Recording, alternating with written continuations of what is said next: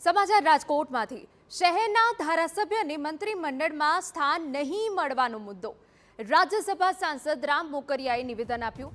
મંત્રીમંડળ અંગેનો નિર્ણય શીર્ષ નેતૃત્વનો હોય છે। દરેક સમાજ વિસ્તારનો ક્વોટા અલગ હોય છે। સ્થાનિક ભાજપમાં કોઈ જૂથવાદ નથી તેવી સ્પષ્ટતા પણ કરી છે। મંત્રીમંડળ વિસ્તરણ વખતે આવી બાબતો ધ્યાને ના લેવાય। જેને મંત્રીમંડળમાં સ્થાન મળ્યું તેઓ યોગ્ય કામગીરી કરશે।